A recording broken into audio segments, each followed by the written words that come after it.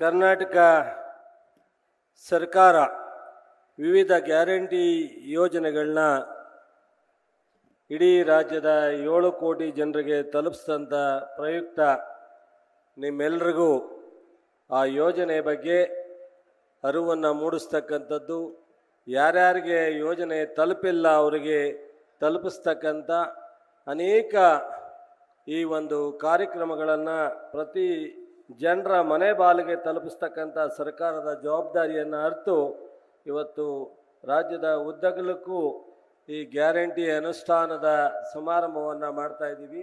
ಆ ಸಮಾರಂಭಕ್ಕೆ ಬಂದು ಉದ್ಘಾಟನೆಯನ್ನು ನೆರವೇರಿಸಿರ್ತಕ್ಕಂಥ ನಮ್ಮೆಲ್ಲರ ನೆಚ್ಚಿನ ಮುಖ್ಯಮಂತ್ರಿಗಳು, ನಮ್ಮೆಲ್ಲರ ನಾಯಕರು ಆದಂಥ ಜನಪ್ರಿಯ ಮುಖ್ಯಮಂತ್ರಿಗಳು ಆದಂಥ ಸನ್ಮಾನ್ಯ ಸಿದ್ದರಾಮಯ್ಯ ಸಾಹೇಬರೇ, ಹಾಗೂ ಮತ್ತೊಬ್ಬರು ಪ್ರದೇಶ್ ಕಾಂಗ್ರೆಸ್ ಅಧ್ಯಕ್ಷರು, ನಮ್ಮ ನಾಯಕರು, ರಾಜ್ಯದ ಉಪಮುಖ್ಯಮಂತ್ರಿಗಳು ಆದಂಥ ಸನ್ಮಾನ್ಯ ಡಿ.ಕೆ. ಶಿವಕುಮಾರ್ ಸಾಹೇಬರೇ, ಹಾಗೂ ಈ ಸಮಾರಂಭದ ಅಧ್ಯಕ್ಷತೆ ವಹಿಸಿರ್ತಂಥ ಈ ಕ್ಷೇತ್ರದ ಶಾಸಕರು ನನ್ನ ಆತ್ಮೀಯರು ಅಂತ ರವಿಕುಮಾರ್ ಅವರೇ, ಮತ್ತೊಬ್ಬರು ಹಿರಿಯವರು ಮಾಜಿ ಸಚಿವರು ನನ್ನ ಆತ್ಮೀಯರು ಆದಂಥ ನರೇಂದ್ರ ಸ್ವಾಮಿ ಅವರೇ, ಮತ್ತೊಬ್ಬ ಆತ್ಮೀಯ ಸ್ನೇಹಿತರಾದಂಥ ಚೆಸ್ಕಾಮಿನ ಅಧ್ಯಕ್ಷರು, ಶ್ರೀರಂಗಪಟ್ಟಣ ಕ್ಷೇತ್ರದ ಶಾಸಕರು ಆದಂಥ ರಮೇಶ್ ಬಾಬು ಬಂಡಿಸಿದ್ದೇಗೌಡ್ರೆ, ವೇದಿಕೆಯಲ್ಲಿರ್ತಕ್ಕಂಥ ನನ್ನೆಲ್ಲ ಆತ್ಮೀಯ ಶಾಸಕರುಗಳಾದಂಥ ಮರ್ತಿಬೇಗೌಡ್ರೆ, ಮಧು ಮಾದೇಗೌಡ್ರೆ, ದಿನೇಶ್ ಗೂಳಿಗೌಡ್ರೆ, ನಮ್ಮ ದರ್ಶನ್ ಪುಟ್ಟಣ್ಣನವರೇ, ಮತ್ತು ನಮ್ಮ KR ನಗರದ ರವಿಶಂಕರ್ ಅವರೇ, ಮತ್ತು ಗೌರಿಬಿದ್ನೂರಿಂದ ಶಾಸಕರಾಗಿ ಬಂದಿರತಕ್ಕಂಥ ಪುಟ್ಟಸ್ವಾಮಿ ಗೌಡ್ರೆ, ಉದಯ್ ಮಂಡ್ಯ ಮದ್ದೂರಿನ ಉದಯ್ ಗೌಡ ಅವರೇ, ಮತ್ತು ಮಾಜಿ ಶಾಸಕರಾದಂಥ ಹಿರಿಯರಾದಂಥ ನಮ್ಮ ಚಂದ್ರಶೇಖರ್ ಅವರೇ, ಮತ್ತು ಈ ಗ್ಯಾರಂಟಿ ಅನುಷ್ಠಾನ ಸಮಿತಿಯ ಜಿಲ್ಲಾ ಮಟ್ಟದ ಉಪಾಧ್ಯಕ್ಷರು ಆದಂಥ ಮುಂದಿನ ಲೋಕಸಭಾ ಅಭ್ಯರ್ಥಿನೂ ಆದಂಥ ನಮ್ಮ ವೆಂಕಟರಮಣೇಗೌಡ ಮತ್ತು ಉರುಪು ಸ್ಟಾರ್ ಚಂದ್ರು ಅವರೇ, ನನ್ನ ಮತ್ತೊಬ್ಬ ಆತ್ಮೀಯ ಸ್ನೇಹಿತನಾದಂಥ ನಮ್ಮ ಮಳವಳ್ಳಿ ಶಿವಣ್ಣ ಅವರವರೇ, ಜಿಲ್ಲಾಧಿಕಾರಿಗಳೇ, ಪೊಲೀಸ್ ವರಿಷ್ಠಾಧಿಕಾರಿಗಳೇ, ಜಿಲ್ಲಾ ಪಂಚಾಯತಿ CEO ಅವರೇ, ವೇದಿಕೆಯಲ್ಲಿರ್ತಕ್ಕಂಥ ಎಲ್ಲ ಅಧಿಕಾರಿ ಸ್ನೇಹಿತರೆ, DC ಬ್ಯಾಂಕಿನ ಅಧ್ಯಕ್ಷರೇ, ಮಲ್ಮೂರಿನ ಅಧ್ಯಕ್ಷರೇ, ಮತ್ತು ಇಲ್ಲಿ ಮುಂದೆ ಇರ್ತಕ್ಕಂಥ ಸಮಗ್ರ ಜಿಲ್ಲೆಯಿಂದ ಬಂದಿರತಕ್ಕಂಥ ಆತ್ಮೀಯ ಬಂಧುಗಳೇ, ಫಲಾನುಭವಿಗಳೇ ಮತ್ತು ಮಾಧ್ಯಮ ಸ್ನೇಹಿತರು, ನಿಮ್ಮೆಲ್ರಿಗೂ ಗೊತ್ತಿದೆ, ಚುನಾವಣೆ ಎಂದಾಗ ಅನೇಕ ಎಲ್ಲ ಪಕ್ಷಗಳು ಸಹ ಅವ್ರದ್ದೇ ಆದಂಥ ರೀತಿಯಲ್ಲಿ ಜನರನ್ನು ನೆಂಬಿಸ್ತಕ್ಕಂಥದ್ದು, ಒಂದಷ್ಟು ಜನರಿಗೆ ತಪ್ಪು ದಾರಿಯನ್ನು ತರ್ತಕ್ಕಂಥ ಕೆಲಸವನ್ನು ಭಾಳ ಯಶಸ್ವಿಯಾಗಿ ಮಾಡ್ತಕ್ಕಂಥ ಪ್ರಯತ್ನವನ್ನು ಮಾಡುತ್ತೆ.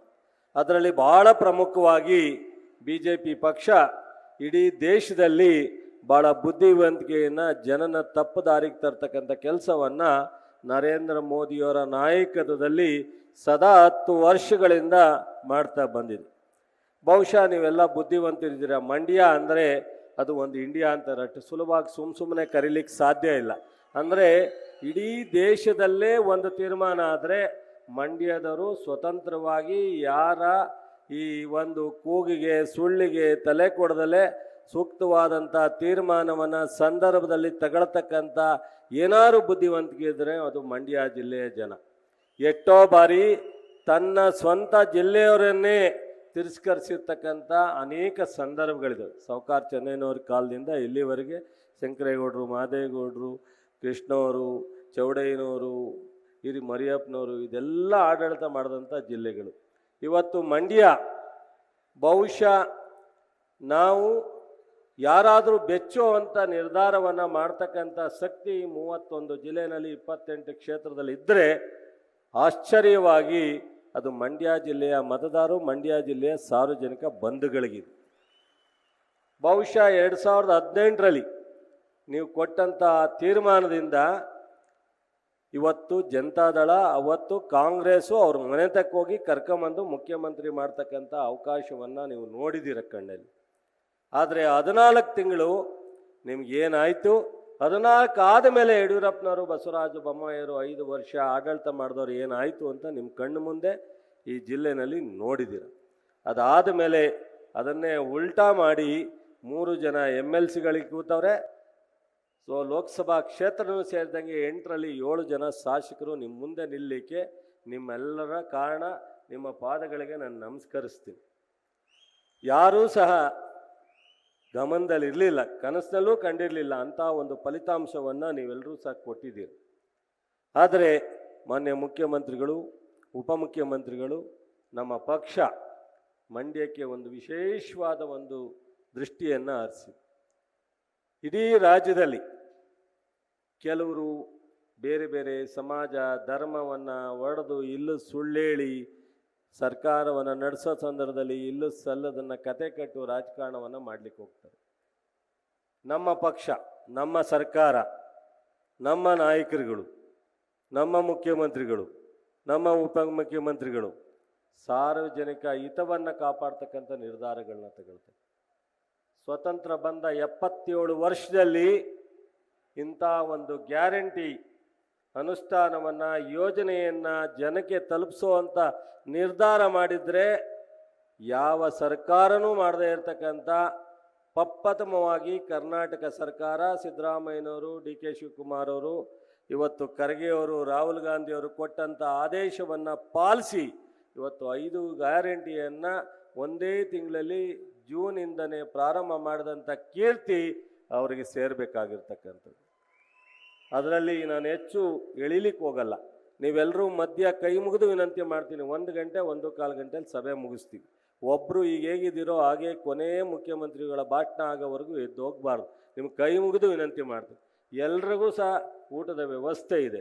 ದಯಮಾಡಿ ನಿಮ್ಗೆ ಕೈ ಮುಗಿದು ಬರಬೇಕಾದ್ರೆ ತಿಂಡಿ ತಿಂದಿದ್ದೀರಾ, ಮಜ್ಜಿಗೆ ಕೊಟ್ಟಿದ್ದೀವಿ, ಊಟ ಕೊಡ್ತೀವಿ. ದಯವಿಟ್ಟು ಇದು 1 ದಿವಸ ನೀವು ಕಷ್ಟಪಟ್ಟು ಇದೇ ಥರ ಕೂತ್ಕೊ. ಮುಖ್ಯಮಂತ್ರಿಗಳು ಎಲ್ಲೇ ಹೋದ್ರು ಹೇಳಬೇಕು, ಮಂಡ್ಯ ನೋಡಿ ಎನ್ನಬೇಕು. ಆ ರೀತಿ ನೀವೆಲ್ಲ ಇರಬೇಕು ಅಂತೇಳಿ ವಿನಂತಿ ಮಾಡ್ತೀನಿ. ಇವತ್ತು 5 ಗ್ಯಾರಂಟಿನಲ್ಲಿ ಇವತ್ತು 180 ಕೋಟಿ ಜನ ಓಡಾಡಿದ್ದಾರೆ. 180 ಕೋಟಿ ಜನ ಓಡಿದ್ದಾರೆ. 4,80,00,000 ಜನ ಮಂಡ್ಯ ಜಿಲ್ಲೆಯವರು ಬಸ್ಸಲ್ಲಿ ಓಡಾಡಿದ್ದಾರೆ. ನಿಮ್ಮ ದುಡ್ಡೆಲ್ಲ ಇವತ್ತು ಸರ್ಕಾರದಿಂದ ಕಟ್ತಕ್ಕಂಥದ್ದು. ಅದು ಕರೆಂಟ್ ಬಿಲ್ ಇರ್ಬೋದು, ಅಕ್ಕಿ ಇರ್ಬೋದು, 2,000 ಇರ್ಬೋದು, ವಿದ್ಯಾನಿಧಿ ಇರ್ಬೋದು. ಇವೆಲ್ಲವನ್ನೂ ಸಹ ಇವತ್ತು ಸರ್ಕಾರ 35,000 ಕೋಟಿಯನ್ನು ಈಗಾಗಲೇ ಕಟ್ಟಿದೆ. ಮುಂದಿನ ವರ್ಷ ಇದೇ ರೀತಿ ಮಾನ್ಯ ಮುಖ್ಯಮಂತ್ರಿಗಳು ಅಭಿವೃದ್ಧಿಗೂ ಹಣ ಇಟ್ಟು, ನಿಮ್ಮ ಯೋಜನೆಗಳಿಗೂ ಹಣ ಇಟ್ಟು, ಈ ಅನುಷ್ಠಾನಕ್ಕೂ ಹಣ ಇಟ್ಟು ಎಲ್ಲವನ್ನು ಸಹ ಸುರಕ್ಷಿತವಾಗಿ ನಡೆಸ್ತಾ ಇರ್ತಕ್ಕಂಥದ್ದು. ಹಣಕಾಸಿನ ಸಚಿವರಾಗಿ, ಮುಖ್ಯಮಂತ್ರಿಗಳಾಗಿ ಇವತ್ತು ಈ ರಾಜ್ಯದ 7 ಕೋಟಿ ಪ್ರತಿ ಒಂದು ಮನೆಗೆ 4ರಿಂದ 5 ಸಾವಿರ ತಲುಪುವಂಥ ಯೋಜನೆಯನ್ನು ಇವತ್ತಿನ ಸರ್ಕಾರ, ಕಾಂಗ್ರೆಸ್ ಸರ್ಕಾರ, ಸಿದ್ದರಾಮಯ್ಯನವರು, DK ಶಿವಕುಮಾರ್ ಅವರು ಕೊಡ್ತಾ ಇರ್ತಾರೆ. ಇವತ್ತು ಇಷ್ಟಕ್ಕೆ ಸೀಮಿತ ಅಲ್ಲ. ಮಂಡ್ಯ ಜಿಲ್ಲೆಗೆ ಅದು ಕಾವೇರಿ ಅಚ್ಚುಕಟ್ಟಿನ ಪ್ರದೇಶದ ನಾಲಾ ಆಧುನೀಕರಣ ಇರಬಹುದು, ಅಥವಾ PWD ರಸ್ತೆಗಳ ಅಭಿವೃದ್ಧಿ ಇರ್ಬೋದು. ಈಗಾಗಲೇ ಕನಿಷ್ಠ 700-800 ಕೋಟಿ ಇವತ್ತಾಗಲೇ ಮಂಜೂರಾಗಿ ಟೆಂಡರ್ಗೆ ಹೋಗಿರ್ತಕ್ಕಂಥದ್ದನ್ನು ಸಹ ಹೇಳ್ತೀನಿ. ಕೆಲವರು ಮಾತನಾಡ್ತಾರೆ, ಇವತ್ತೇನು ಮೈಸೂರು, ಬೆಂಗಳೂರು, ಕೆಂಗೇರಿಯಿಂದ ಸ್ಟಾರ್ಟ್ ಮಾಡಿದ್ರೆ ಮೈಸೂರವರೆಗೂ ರಾಮನಗರದಲ್ಲಿ ಜನತಾದಳದವರಿದ್ದರು, ಚನ್ನಪಟ್ಟಣದಲ್ಲಿ ಜನತಾದಳದವರಿದ್ದರು, ಮದ್ದೂರು, ಮಂಡ್ಯ, ಶ್ರೀರಂಗಪಟ್ಟಣ. ಇವತ್ತು ಎಷ್ಟು ಸಾವಾಗ್ತಿದ್ದೋ, ಎಷ್ಟು ಆಕ್ಸಿಡೆಂಟ್ ಆಗಿತ್ತಿದ್ದೋ.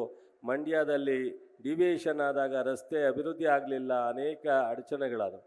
ಇವತ್ತು ನಮ್ಮ ಸರ್ಕಾರ ಬಂದ ಕೂಡಲೇ ನಾವೆಲ್ಲ ಶಾಸಕರು ಫೈಟ್ ಮಾಡಿ NHA ಗಡ್ಕರಿಯರ ಹತ್ರ, ಕೇಂದ್ರ ಸರ್ಕಾರಕ್ಕೆ ಸಾಕಷ್ಟು ಹೋರಾಟ ಮಾಡಿ, ಮಾನ್ಯ ಮುಖ್ಯಮಂತ್ರಿಗಳೇ ಸ್ವತಃ ಗಡ್ಕರಿ ಹತ್ರ ಭೇಟಿ ಮಾಡಿ ಈ ಎಲ್ಲ ಸಮಸ್ಯೆಗೆ ಪರಿಹಾರವನ್ನು ಕಂಡುಹಿಡ್ಕೊಬಿಟ್ಟಂಥ ಸರ್ಕಾರ ಇದ್ದರೆ ಅದು ಇವತ್ತಿನ ಸರ್ಕಾರ, ಕಾಂಗ್ರೆಸ್ ಸರ್ಕಾರ ಅನ್ನೋದನ್ನು ತಾವ್ಯಾರೂ ಮರಿಬಾರ್ದು. ಇದು ಇಷ್ಟಕ್ಕೆ ಸೀಮಿತ ಆಗಲಿಲ್ಲ. ಇವತ್ತು ಕೇಂದ್ರದಿಂದ ಬಹುಶಃ 100 ದಿನ ಮಾನವ ದಿನಗಳಿಗೆ ಬರಗಾಲ ಅಂದ ತಕ್ಷಣವೇ 150 ಆಟೋಮೆಟಿಕ್ಕಾಗಿ ಆಗುತ್ತೆ. ಇಲ್ಲಿವರೆಗೆ ಕಳೆದ 6 ತಿಂಗಳು ನಾವು ಮೆಮೊರಂಡಮ್ ಕೊಟ್ಟರು. ನಾನು ಕೃಷ್ಣ ಬೈರೇಗೌಡ, ಪ್ರಿಯಾಂಕರ್ಗೆ 16 ಬಾರಿ ಹೋದರು. ನಾವು ಮನೆಗೆ ಸೆಕ್ರೆಟರಿಗಳಿಗೆ, ಮಂತ್ರಿಗಳಿಗೆ ತಿರುಗಿದ್ರು. ಅವರಿಗೆ ಕನಿಕರ ಬರಲಿಲ್ಲ. ಕರ್ನಾಟಕ ಜನರ ಪರವಾಗಿ ಕರ್ನಾಟಕ ಜನನ ಅಷ್ಟೊಂದು ಉದಾಸೀನತೆಯನ್ನು ನೋಡ್ತಾರೆ. 100 ದಿನನ 150 ದಿನಕ್ಕೆ ಮಾಡಲಿಲ್ಲ. ಅವರ ಹಣನೂ ಸಹ ಈ ಕೂಲಿನೂ ಸಹ 4 ತಿಂಗಳಾಗಿದೆ. ನರೇಗಾ ಯೋಜನೆಯಲ್ಲಿ ಕೂಲಿ ಮಾಡಿದಂಥ ಜನಗೆ 4 ತಿಂಗಳಿಂದ ಹಣ ಬಿಡುಗಡೆ ಆಗಿಲ್ಲ. ಇವತ್ತು NDRFನಲ್ಲಿ ಸ್ವತಂತ್ರ ಬಂದ ಮೇಲೆ ಇವತ್ತು ಕೇಂದ್ರ ಸರ್ಕಾರದ ಕೊಡಬೇಕಾದಂಥ ಹಣವನ್ನು ಇವತ್ತು ಯಾವ ಸರ್ಕಾರನೂ ತಡೆ ಹಿಡಿತಿರ್ಲಿಲ್ಲ, 1 ತಿಂಗಳೊಳಗೆ ಕೊಡ್ತಿದ್ರು. ನಾವು ಆಗಸ್ಟಲ್ಲಿ ಮೆಮೊರಂಡಮ್ ಕೊಟ್ಟರೆ ಸೆಪ್ಟೆಂಬರ್ನಲ್ಲಿ ಕೇಂದ್ರ ಸರ್ಕಾರದ ಅಧಿಕಾರಿಗಳು ಬಂದು ವಾಪಸ್ಸು ಅವರ ಒಂದು ವೀಕ್ಷಣೆ ಮಾಡಿ ಸಬ್ಮಿಟ್ ಮಾಡ್ತಾರೆ. ಇಲ್ಲಿವರೆಗೆ high level committee, Amit Shah ಅವರ ನಾಯಕತ್ವದಲ್ಲಿ ಇರ್ತಕ್ಕಂಥ ಕಮಿಟಿ ಒಂದು ಮೀಟಿಂಗ್ ಮಾಡಲಿಕ್ಕೆ ಸಾಧ್ಯ ಆಗಿಲ್ಲ. ಮಾನ್ಯ ಮುಖ್ಯಮಂತ್ರಿಗಳೇ ನೇರವಾಗಿ ಹೋಗಿ ಭೇಟಿ ಮಾಡಿದ್ರು ಸಹ ಇಲ್ಲಿವರೆಗೆ ಅವರು ಆ ಒಂದು ಜವಾಬ್ದಾರಿಯನ್ನು ನಿರ್ವಹಿಸಿಲ್ಲ. ಇವರಿಗೆ ಕೇಂದ್ರ ಸರ್ಕಾರಕ್ಕೆ ಮೋದಿಯವರ ನಾಯಕತ್ವ ಹೌದು, BJP ಅವರೆಲ್ಲ ಹೇಳ್ತಾರೆ ನಾವೆಲ್ಲ ನಮ್ಮನ್ನು ನೋಡಬೇಡಿ ಅಂದರೆ ಇವ್ರನ್ನ ನೋಡ್ದಲೆ ಅವ್ರನ್ನ ನೋಡಿದ್ರೆ ನಮ್ಗೆ ಹೊಟ್ಟೆ ತುಂಬುತ್ತಾ? ಈ ರಾಜ್ಯದ ಯಾರು ಜನಪ್ರತಿನಿಧಿಗಳಿದ್ದಾರೆ, ಯಾರು 5 ವರ್ಷ ಹಿಂದಿನ ಆಡಳಿತ ಮಾಡಿದ್ರು, ಅವರು ನಿಮಗೆ ಏನಾರು ಆಶೀರ್ವಾದ ಮಾಡಿದರೆ, ಅವರು ಕಾರ್ಯಕ್ರಮಗಳನ್ನ ಕೊಟ್ಟಿದ್ರೆ, 10 ಯೋಜನೆಗಳನ್ನ ನಿಲ್ಲಿಸ್ತಂಥವ್ರು, ನಾವು ಕಟ್ಟಿರೋ ಟ್ಯಾಕ್ಸಲ್ಲಿ ಕೊಡ್ತಕ್ಕಂಥ ಸಂವಿಧಾನಾತ್ಮಕವಾಗಿರ್ತಕ್ಕಂಥ ಒಂದು ರಿಲೀಸ್ ಮಾಡ್ತಕ್ಕಂಥ ಫಂಡನ್ನು ಮಾಡದೇ ಇರ್ತಕ್ಕಂಥದ್ದಕ್ಕೆ ಕೇಂದ್ರ ಸರ್ಕಾರಕ್ಕೆ ನಾವು ಧಿಕ್ಕಾರವನ್ನು ಎಳ್ಳಲೇಬೇಕಾದಂಥ ನಮ್ಮ ಮುಂದೆ ಇರ್ತಕ್ಕಂಥ ಚುನಾವಣೆ ಸವಾಲು ಅನ್ನೋದನ್ನು ನಾವೆಲ್ಲ ಅರ್ಥ ಮಾಡ್ಕೋಬೇಕು. ಕರ್ನಾಟಕದ ಜನ ನಿಂತರೆ ಏನಾಗುತ್ತೆ ಅನ್ನೋದನ್ನು ನಾವೆಲ್ಲರೂ ಈ ರಾಷ್ಟ್ರಕ್ಕೆ ತೋರಿಸ್ಬೇಕಾಗತ್ತೆ. ಈ ರಾಷ್ಟ್ರದಲ್ಲಿ ನಮ್ಮನ್ನೆಲ್ಲ ಏನಂತ ಅವರು ಊಹೆ ಮಾಡಿದ್ದಾರೆ ಅನ್ನೋದನ್ನು ಅವರು ಅರ್ಥೈಸ್ತಕ್ಕಂಥ ಒಂದು ಸುದಿನ ನಮ್ಮ ಮುಂದೆ ಬಂದಿದೆ. ಮಂಡ್ಯ ಜಿಲ್ಲೆಯ ಜನ ಬಹುಶಃ 16 ವರ್ಷದ ಈ ಅಭಿವೃದ್ಧಿಯ ನೋಟ, ಈ ಸಮಸ್ಯೆ, ರೈತರ ಸಮಸ್ಯೆಯನ್ನು ನೀವು ನೋಡಿದ್ದೀರಾ. ಕಾವೇರಿ ನೀರಿನ ವಿಚಾರದಲ್ಲಿ ಇಲ್ಲೂ ಸಲ್ಲದ ಸುಳ್ಳು ಹೇಳ್ಕೊಂಡೇ ಇವತ್ತು BJP ಜನತಾದಳದವರು ಕಳೆದ 3-4 ತಿಂಗಳಿಂದ ಬಂದು ನಾವು ನಿಂತಿರ್ತಕ್ಕಂಥ ಬೆಳೆಯನ್ನು ರಕ್ಷಣೆ ಮಾಡ್ತೀವಿ ಅಂತ ಹೇಳಿ ನಮ್ಮ ಸರ್ಕಾರ, ಮುಖ್ಯಮಂತ್ರಿಗಳು, ನೀರಾವರಿ ಸಚಿವರು, ನಾವು ಶಾಸಕರು ಕೊಟ್ಟಂಥ ಭರವಸೆಯನ್ನು ನಾವು ಈಡೇರಿಸ್ತೋ. ಇವತ್ತೇನು ಕುಡಿಯೋ ನೀರಿಗೋಸ್ಕರ ಪರದಾಡ್ತಿದ್ದೀವಿ, ಅದನ್ನು ನಾವು ಜೂನ್ವರೆಗೂ ಮಳೆ ಬರೋವರೆಗೂ ನಾವೆಲ್ಲರೂ ಸಹ ಕಾಪಾಡ್ತಕ್ಕಂಥದ್ದು ನಮ್ಮ ಜವಾಬ್ದಾರಿಯಾಗಿದೆ, ದೇಶದ ಜವಾಬ್ದಾರಿಯಾಗಿದೆ, ರಾಜ್ಯದ ಜವಾಬ್ದಾರಿಯಾಗಿದೆ. ಅದಕ್ಕೋಸ್ಕರ ನಾವು ಹೊಡೆದಾಡ್ತಾ ಇರ್ತಕ್ಕಂಥದ್ದು. ಈಗ ಬಹುಶಃ ಇವತ್ತಿನ ಏನು ಈ ಒಂದು ಕೇಂದ್ರ ಸರ್ಕಾರದ ಮಲದಾರಿ ಧೋರಣೆ ಇದೆ, ಕೇಂದ್ರ ಸರ್ಕಾರದಿಂದ ಬರಬೇಕಾದಂಥ ಯಾವುದೇ ಯೋಜನೆಗಳಿಗೆ ಹಣವನ್ನು ಕೊಡ್ತಾ ಇಲ್ಲ, ಅಥವಾ NDRF ಅಲ್ಲಿ ಇರ್ಬೋದು, ನರೇಗಾದಲ್ಲಿ ಇರ್ಬೋದು, ಅಥವಾ ಹಿಂದೆ ಭರವಸೆ ಕೊಟ್ಟಂಥ 15ನೇ ಕಾಣಿಸಿನ ಹಣಕಾಸಿನ ಯೋಜನೆ ಇರ್ಬೋದು, ಎಲ್ಲವನ್ನೂ ಸಹ ತಡೆದಿರ್ತಕ್ಕಂಥ ಈ ಒಂದು ಕೇಂದ್ರ ಸರ್ಕಾರದ ಮೋದಿಯವರ ನಾಯಕತ್ವ ಸರ್ಕಾರಕ್ಕೆ ನಾವು ಕೂಗಿನಿಂದ ಧಿಕ್ಕಾರ ಅಲ್ಲ, ಪ್ರತಿಭಟನೆಯಿಂದ ಧಿಕ್ಕಾರ ಅಲ್ಲ, ನಾವು ಅವರಿಗೆ ಬುದ್ಧಿ ಕಲಿಸ್ತಕ್ಕಂಥದ್ದು. ಮುಂದೆ ಬರ್ತಕ್ಕಂಥ ದಿನದಲ್ಲಿ ನಾವು ಉತ್ತರವನ್ನು ಹೇಳಬೇಕಾದಂಥದ್ದು ನಮ್ಮ ಮುಂದೆ ಇದೆ. ಅಂಥ ಒಂದು ದೊಡ್ಡ ಒಂದು ಸವಾಲು ನಮ್ಮ ಮುಂದೆ ಇದೆ. ಇವತ್ತು ಮಂಡ್ಯ ಜಿಲ್ಲೆನಲ್ಲಿ ಇವತ್ತು ಕಾಂಗ್ರೆಸ್ ಪಕ್ಷ ಇವತ್ತು ಆಡಳಿತ ಮಾಡ್ತಾ ಇರ್ತಕ್ಕಂಥ ರಾಜ್ಯದ ಕಾಂಗ್ರೆಸ್ ಸರ್ಕಾರ ಮತ್ತು ಸಿದ್ದರಾಮಯ್ಯನವರು, ಉಪಮುಖ್ಯಮಂತ್ರಿಗಳಾದಂಥ DK ಶಿವಕುಮಾರ್ ಅವರು ಕಾಂಗ್ರೆಸ್ಗೆ ಬಹುಪಾಲು ಹೆಚ್ಚಿನ ಆದ್ಯತೆಯನ್ನು ಇವತ್ತು ಈ ಬಜೆಟ್ನಲ್ಲಿ ಕೊಟ್ಟಿದ್ದಾರೆ. ಸ್ವತಂತ್ರದ ನಂತರ ಮಹಾರಾಜರು ಅವತ್ತಿದ್ದಂಥ ಒಡೆಯವರು ಈ ಶುಗರ್ ಫ್ಯಾಕ್ಟ್ರಿಯನ್ನು ಪ್ರಾರಂಭ ಮಾಡಿದ್ದು. ಅದಾದ ಮೇಲೆ 30 ವರ್ಷದಿಂದ ಅನೇಕ ಸಮಸ್ಯೆಯನ್ನು ಎದುರಿಸ್ತಕ್ಕಂಥ ಈ ಶುಗರ್ ಫ್ಯಾಕ್ಟ್ರಿಗೆ ಹೊಸ ಕಾರ್ಖಾನೆಯನ್ನು ಮಾಡ್ತೀವಿ ಅಂತ ಚುನಾವಣೆಯಲ್ಲಿ ಏನು ಘೋಷಣೆ ಮಾಡಿದ್ರು, ಆ ಘೋಷಣೆಯಂತೆ ಈ ಬಜೆಟ್ನಲ್ಲಿ ಹೊಸ ಕಾರ್ಖಾನೆಯನ್ನು ಮಾಡ್ತಕ್ಕಂಥ ತೀರ್ಮಾನವನ್ನು ಘೋಷಣೆ ಮಾಡಿದ್ದಾರೆ. ನಿಮ್ಮೆಲ್ಲರ ಪರವಾಗಿ, ರೈತರ ಪರವಾಗಿ, ಕಬ್ಬು ಬೆಳೆಗಾರರ ಪರವಾಗಿ ಮಾನ್ಯ ಮುಖ್ಯಮಂತ್ರಿಗಳಿಗೆ, ಉಪಮುಖ್ಯಮಂತ್ರಿಗಳಿಗೆ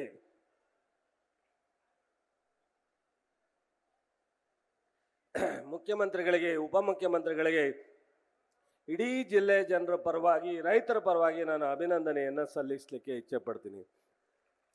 ಮಂಡ್ಯ ರೈತರ ಜಿಲ್ಲೆ. ಮಂಡ್ಯ ಅಂದರೆ ಕೃಷಿಕರು ಅಂತಾರೆ. ಆದರೆ ಇಂಥ ಒಂದು ಜಿಲ್ಲೆಗೆ ಒಂದು ವಿಶ್ವವಿದ್ಯಾನಿಲಯವನ್ನು ಕೊಡ್ತಕ್ಕಂಥ ತೀರ್ಮಾನವನ್ನು ತಗೊಂಡಿರ್ತಕ್ಕಂಥದ್ದು ನಾವು ಮತ್ತೊಂದು ಈ ಜಿಲ್ಲೆಗೆ ಕೊಟ್ಟಂಥ ಅತ್ಯಂತ ದೊಡ್ಡ ಕೊಡುಗೆ ಅಂತೇಳಿ ನಾನು ಅನ್ಬೇಕಾಗತ್ತೆ. ಅದಕ್ಕೆ ಅವರು 2ನೇ ಧನ್ಯವಾದಗಳನ್ನ ಹೇಳಕ್ಕೆ ಇಚ್ಛೆಪಡ್ತೀನಿ. ಇಷ್ಟಕ್ಕೆ ಅಲ್ಲ, ಮಾನ್ಯ ಮುಖ್ಯಮಂತ್ರಿಗಳು, ಉಪಮುಖ್ಯಮಂತ್ರಿಗಳು ಪ್ರತಿಷ್ಠಿತ KRSನ ಅಣೆಕಟ್ಟೆಯ ಬೃಂದಾವನ ಉದ್ಯಾನವನವನ್ನು ವಿಶ್ವ ದರ್ಜೆಯ ಪ್ರವಾಸೋದ್ಯಮ ಆಕರ್ಷಣೀಯ ಕೇಂದ್ರವನ್ನಾಗಿ ಉನ್ನತೀಕರಿಸುವ ಯೋಜನೆಯನ್ನು ಸಾರ್ವಜನಿಕ ಖಾಸಗಿ ಸಹಭಾಗಿತ್ವದಲ್ಲಿ ಕೈಗೆತ್ತಿಕೊಳ್ಳಲಾಗುವುದು ಅಂತ ಹೇಳಿ ಈ ಬಜೆಟ್ನಲ್ಲಿ ಘೋಷಣೆ ಮಾಡಿದ್ದಾರೆ. ಇದು ಒಂದು ನಮ್ಮೆಲ್ಲರ ಒಂದು ಇಡೀ ಜಿಲ್ಲೆಗೆ ತಂದು ಕೊಟ್ಟಂಥ ಗೌರವ. ಮತ್ತು ಮಂಡ್ಯ ಜಿಲ್ಲೆನಲ್ಲಿ ಅನೇಕ ಹೆಬ್ಕಾಡಿ, ಮಳವಳ್ಳಿ ಇರ್ಬೋದು, ಮಾಧವ ಮಂತ್ರಿ ನಾಲೆ ಇರ್ಬೋದು, ನಿಡಘಟ್ಟ ಮತ್ತು ಕೆಮ್ಮಣ್ಣು ನಾಲೆ ಇರ್ಬೋದು, ಹೇಮಾವತಿ, ಪಾಂಡವಪುರ, ನಾಗಮಂಗಲ, ಬಸರಾಳ್ ಇರ್ಬೋದು, ನಾಲಾ ಆಧುನೀಕರಣಕ್ಕೆ ವಿಶೇಷವಾದಂಥ ಒತ್ತನ್ನು ಕೊಟ್ಟಿರ್ತಕ್ಕಂಥದ್ದನ್ನು ನಾವು ನೋಡ್ಬೋದು. ಅದಲ್ಲದೆ ನಮ್ಮ ಕೃಷಿ ಇಲಾಖೆಯಲ್ಲಿ ಅನೇಕ ಯೋಜನೆ ಕೊಟ್ಟವ್ರೆ. ಅದನ್ನೆಲ್ಲ ನಾನು ಈಗಾಗಲೇ ನೀವು ಅಡ್ವರ್ಟೈಸ್ಮೆಂಟಲ್ಲಿ ನೋಡಿದ್ದೀರಾ, ನಾನು ಹೇಳಿದ್ದೀನಿ, ನಾನು ಮತ್ತೆ ರಿಪೀಟ್ ಮಾಡಲಿಕ್ಕೆ ಹೋಗಲ್ಲ. ಒಟ್ಟಾರೆ ಈ 5 ಗ್ಯಾರಂಟಿಯಿಂದ ಇವತ್ತೇನು ಬರಗಾಲ ಇದೆ, ಆ ಬರಗಾಲದ ಸಮಸ್ಯೆ ತಮಗೆ ತಟ್ಟದೇ ಇರೋ ರೀತಿಯಲ್ಲಿ ನೋಡ್ಕೊಳ್ತಕ್ಕಂಥ ಜವಾಬ್ದಾರಿಯನ್ನು ಇವತ್ತಿನ ಸರ್ಕಾರ, ಮಾನ್ಯ ಮುಖ್ಯಮಂತ್ರಿಗಳಾದಂಥ ಸಿದ್ದರಾಮಯ್ಯನವರು ಹಣಕಾಸಿನ ಸಚಿವರಾಗಿ ಭಾಳ ವ್ಯವಸ್ಥಿತವಾಗಿ ಬುದ್ಧಿವಂತಿಕೆಯಿಂದ ನಿರ್ವಹಿಸಿರ್ತಕ್ಕಂಥದ್ದು. ಇಡೀ 7 ಕೋಟಿ ಜನ ಅವರಿಗೆ ಇವತ್ತು ಅಭಿನಂದನೆಯನ್ನು ಸಲ್ಲಿಸ್ತಕ್ಕಂಥ ಒಂದು ವಾತಾವರಣ ಸೃಷ್ಟಿಯಾಗಿದೆ. ಮೊನ್ನೆ ತಾನೇ ಬೆಳಗಾಂನಲ್ಲಿ ಒಂದೊಂದು ಹೈಟೆಕ್ ಹಬ್, ಹಾರ್ವೆಸ್ಟ್ ಹಬ್ಗೆ SC STಗೆ 50 ಲಕ್ಷ ಸಬ್ಸಿಡಿ, ಜನರಲ್ಗೆ 40 ಲಕ್ಷ ಸಬ್ಸಿಡಿ, ಇಂಥ ದೊಡ್ಡ ಒಂದು ಯೋಜನೆಯನ್ನು ಕೊಟ್ಟಿದ್ದಾರೆ. ನಾನು ಇದನ್ನೆಲ್ಲ ಹೇಳಲಿಕ್ಕೆ ಹೋದರೆ ಇನ್ನೂ 1 ಗಂಟೆ ಬೇಕಾಗುತ್ತೆ. ನಾನು ಆಗಲೇ ಹೇಳಿದ್ದೀನಿ, ಭಾಳ ಬೇಗ ಮುಗಿಸ್ತೀವಿ ಅಂತೇಳಿ. ಹಾಗಾಗಿ ಇವತ್ತು ಮುಂದಿನ ದಿನದಲ್ಲಿ ಇವೆಲ್ಲ ಇನ್ನೂ ಹೆಚ್ಚಿನ ರೀತಿಯಲ್ಲಿ ಚಾಲನೆ ಆಗಬೇಕು, ನಿಮ್ಮೆಲ್ಲರಿಗೂ ಯೋಜನೆ ತಲುಪಬೇಕು ಮತ್ತು ಅಭಿವೃದ್ಧಿ ಆಗಬೇಕು. ಹೊಸ ಶುಗರ್ ಫ್ಯಾಕ್ಟ್ರಿ ಕನ್ಸ್ಟ್ರಕ್ಷನ್ ಆಗಬೇಕು, ವಿಶ್ವವಿದ್ಯಾನಿಲಯ ಒಂದು ಜನರಿಗೆ ಉಪಯೋಗ ಆಗಬೇಕು ಅಂದರೆ ನಿಮ್ಮ ಪ್ರೀತಿ, ನಿಮ್ಮ ವಿಶ್ವಾಸ, ನಿಮ್ಮ ಬೆಂಬಲ, ನಮ್ಮ ಸರ್ಕಾರದ ಜೊತೆ, ಮುಖ್ಯಮಂತ್ರಿ ಜೊತೆ, ಉಪಮುಖ್ಯಮಂತ್ರಿಗಳ ಜೊತೆ, ನಮ್ಮಗಳ ಜೊತೆ ನೀವು ನಿಲ್ಲಬೇಕು. ಮುಂದಿನ ಲೋಕಸಭಾ ಚುನಾವಣೆ ಗಂಟೆ ಬಾರಿಸಬೇಕು. ನಿಮ್ಮೆಲ್ಲರ ಆಶೀರ್ವಾದ ನಮ್ಮ ಮೇಲೆ ಇರಬೇಕು.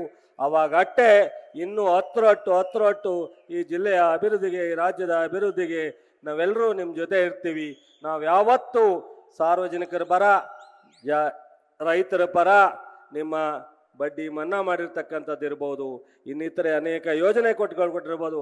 ಮುಂದಿನ ದಿನದಲ್ಲಿ ಇನ್ನೂ ಹಲವಾರು ಯೋಜನೆಯನ್ನು ಮುಖ್ಯಮಂತ್ರಿಗಳು ಕೊಡಲಿಕ್ಕೆ ತಯಾರಿದ್ದಾರೆ. ಇದನ್ನೆಲ್ಲ ಉಪಯೋಗ ಆಗಬೇಕು ಅಂದರೆ ನೀವು ಶಕ್ತಿಯನ್ನು ತುಂಬಬೇಕು ಅಂತ ಹೇಳಿ ವಿನಂತಿ ಮಾಡಿ ನನ್ನ ಮಾತು ಮುಗಿಸ್ತೀನಿ. ನಮಸ್ಕಾರ.